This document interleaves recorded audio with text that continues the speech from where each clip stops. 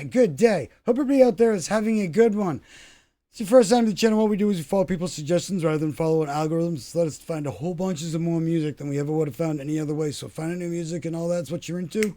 You might want to hit the subscribe button and take a look around because we got a bunches of awesome music and we're continually posting it. As often as they will let us. And sometimes they step in our way, which screws up our scheduling. But this one right here is a good example of when the AIs could help in the music areas, and not with making it, but helping clean up noise and issues that might be harder to do with the tools that, the conventional tools that we have, because sometimes if you want to take out some of this noise, you also take away a little bit of the stuff you also want. So, the AIs has a good way of, discerning, what you don't want and what you want to keep. And so, this is a good example of, hear that?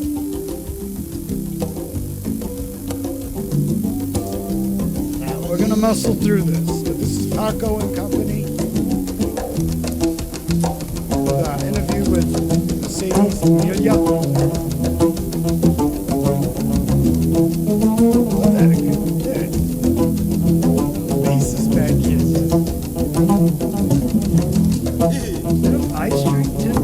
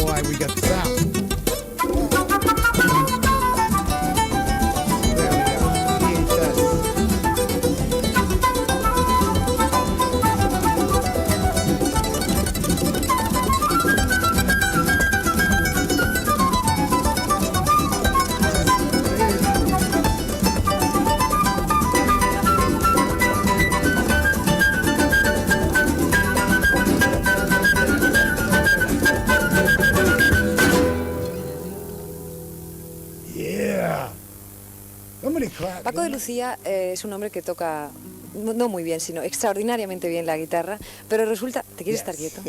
Pero resulta que se pone nerviosísimo de hablar. ¿Pero por qué estás tan nervioso de hablar dos palabras para que la gente escuche que hablas, no solamente tocas la guitarra? Hombre, porque me paso muchas horas solo, entonces como no hablo con nadie nunca se me olvidan las palabras. Luego a la hora de decir algo no me acuerdo cómo se define aquello y lo otro.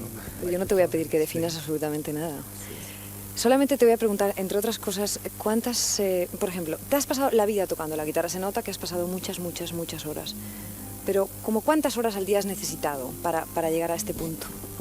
Bueno, yo he vivido con la guitarra, más que necesitar tocar, he vivido, es una manera de vivir, de sentir y de pensar. De alguna manera la guitarra, la música es un lenguaje, una manera de decir y expresar. Yo de pequeño sí estudiaba mucho, mi padre me obligaba a estudiar 8 y 10 horas y 12 horas todos los días. Pero luego ya pues no es que practique, pero sí vivo pensando en la guitarra y de alguna manera todo lo que me sucede lo filtro a través de la música y de la guitarra.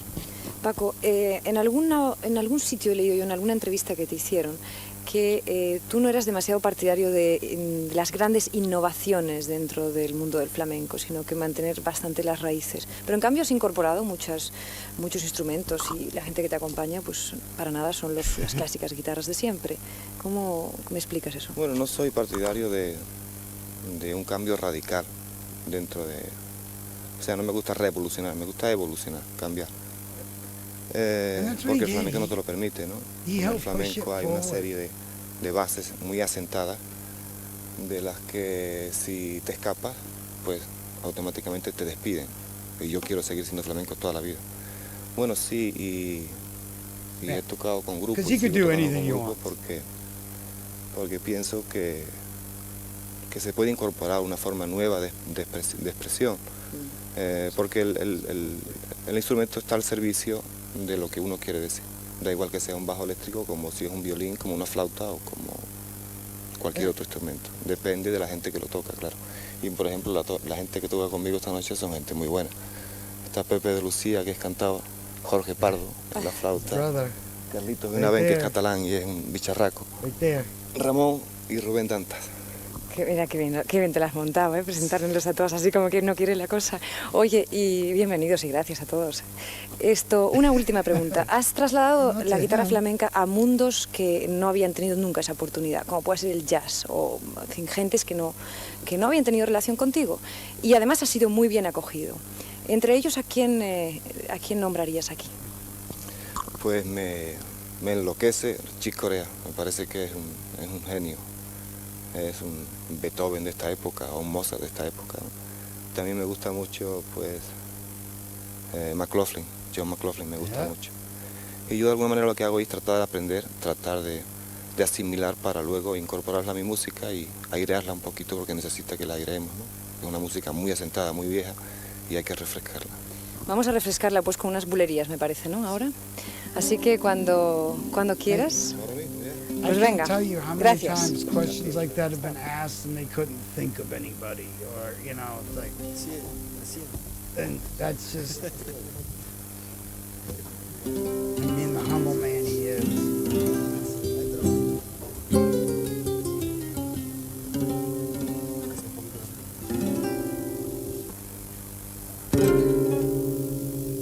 Oh, here we go.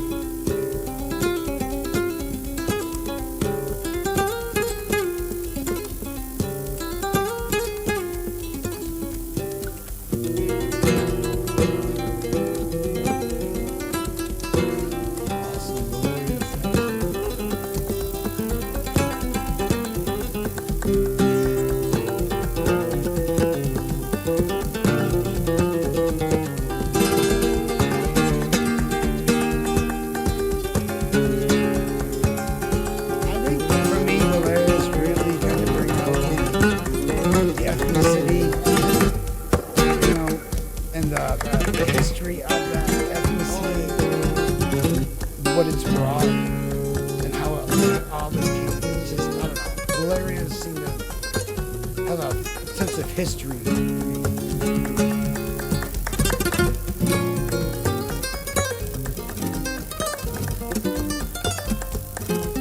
Good bass hands. Mm-hmm.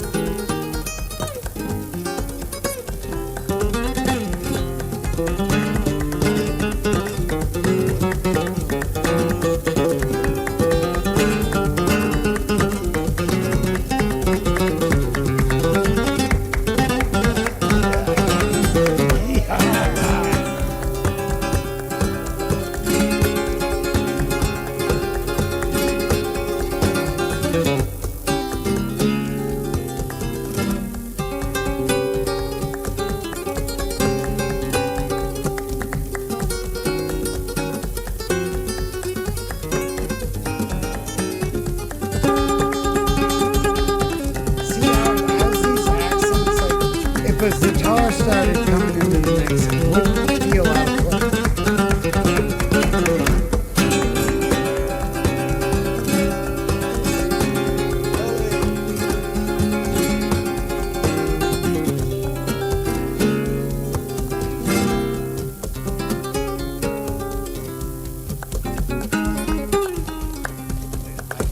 I like that.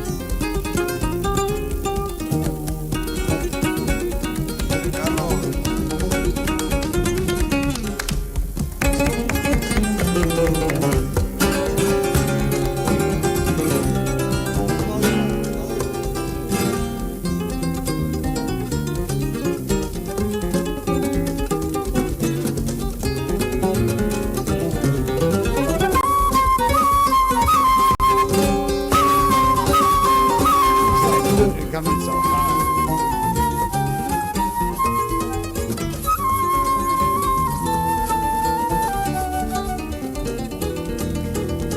And those are the things that, AIs can help with, is leveling things after the fact. Échale coraje toro, coraje toro, coraje toro.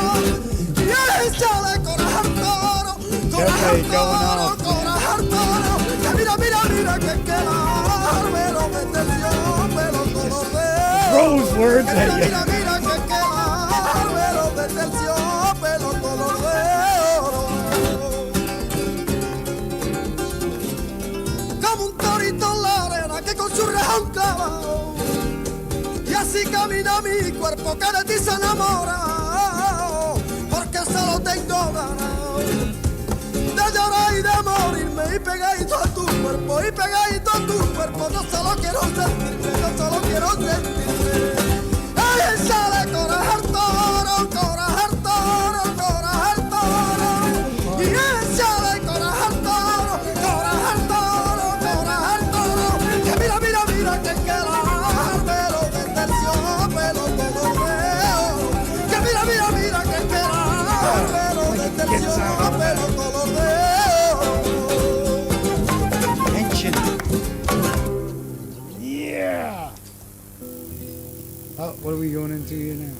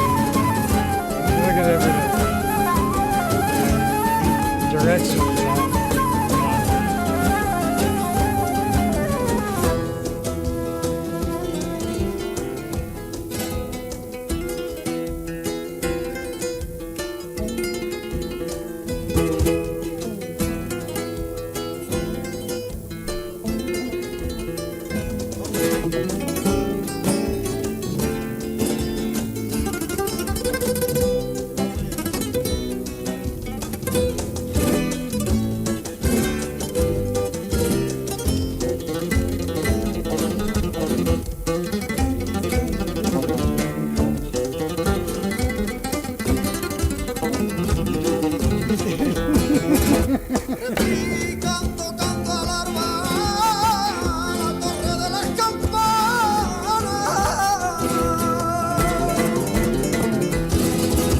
Repican tocando alarma la torre de las campanas.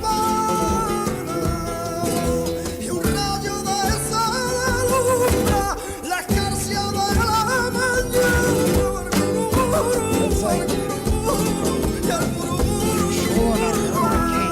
Y el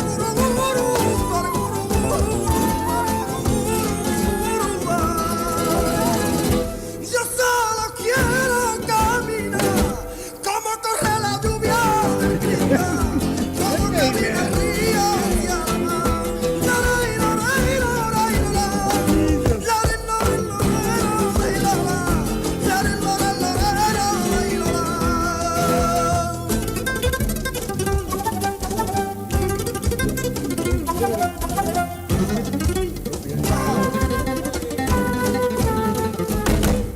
Yeah. Way awesome. All right.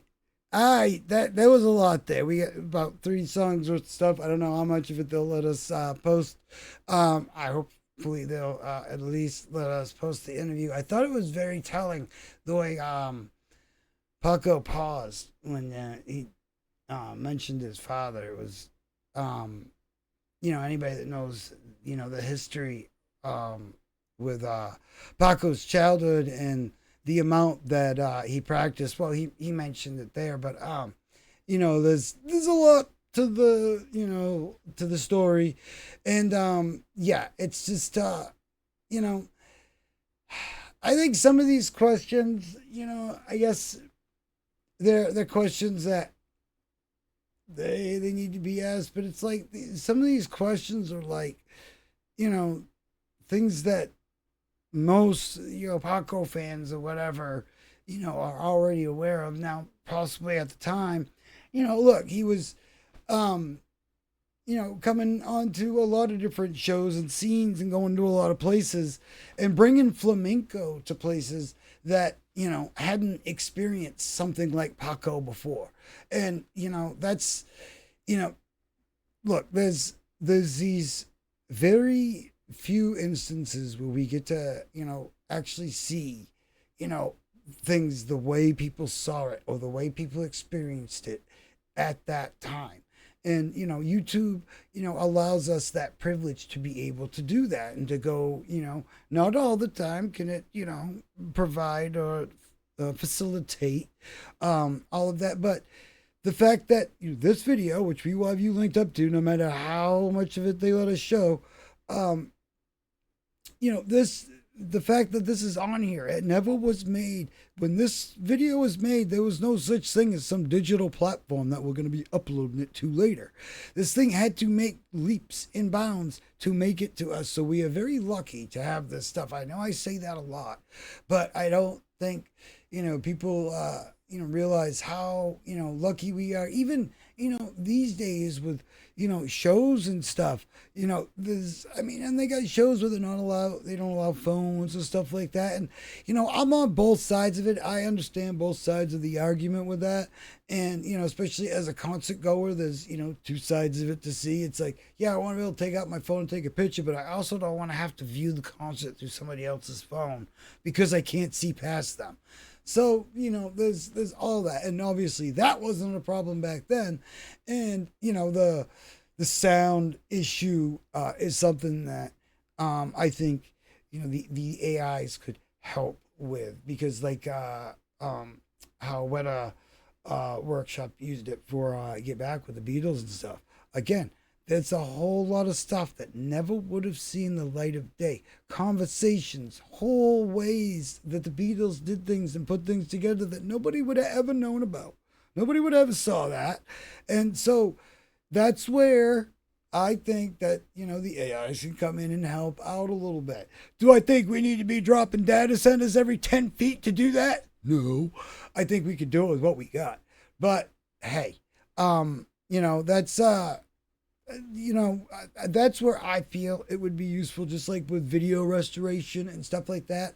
I feel that, in the restoration areas is where, the AIs can really help out and kind of speed things along, to what takes, humans, it could take them weeks to just clean up a frame, one frame of a film. And film runs at 24 frames a second.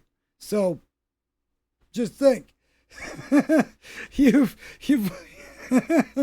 yeah, so cleaning up the audios and stuff like that, and obviously this must have, because of the way it rolled like that, it must have come off of VHS, I'm guessing. But this was a very cool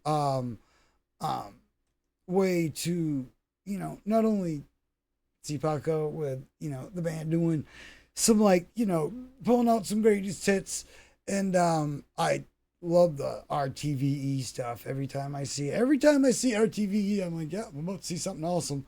And it's also stuff that, again, we are lucky to have. And why is the cushion of that microphone pushed all the way up there? That's not where it's supposed to go, But anyway, yeah. Very awesome stuff. Hopefully we will, get a cleaned up version of, some of the stuff like this. And, this is, again, these are the things that are, I think important for music history and stuff that people, years from now, generations from now, people will be able to look back and learn about this gentleman, Paco De Lucia, who not only was an innovator of his genre and his field, but also, innovated it in a traditional sense. And really, it says something that, I could be traditional, but also push things forward.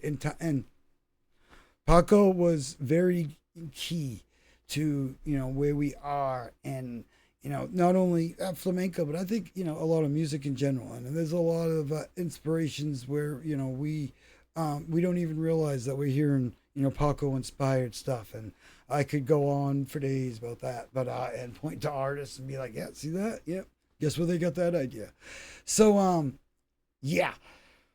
We love talking about this gentleman here. We're big fans of him. And, he's somebody that I wish I would have gotten to being able to, see live in person, but I am grateful to have the community that is shown the way and shown me so many cool things. And I've learned so much, not only, about Paco, but, about this music in general, and even the way I look at my own instrument and the way that I, approach it is now totally been altered because of just this one gentleman.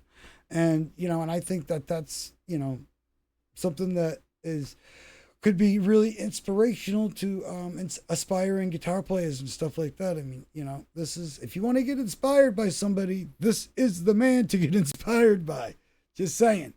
He's going to push you. He'll make you, but that's, we all find awesome things in seeking perfection. We end up finding these cool things that we never would have found. And yeah.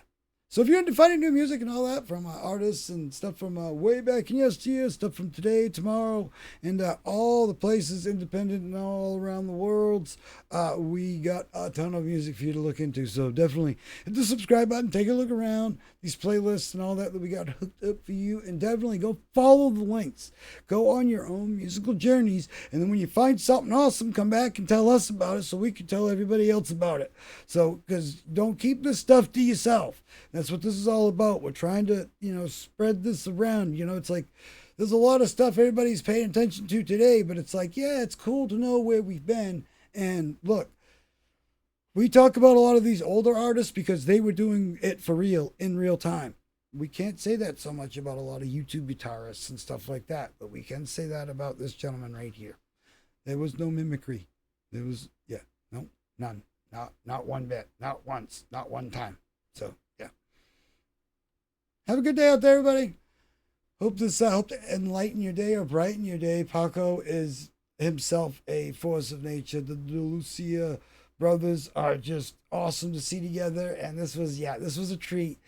We got videos from them together from black and white days all the way to some awesome stuff like this. So yeah, definitely go check out Paco and the flamenco playlist, the Spain playlists, all the playlists, and definitely we'll see you in the next one. Have a great day out there, everybody. Go find some awesome music and have an awesome day. We'll see you in the next one.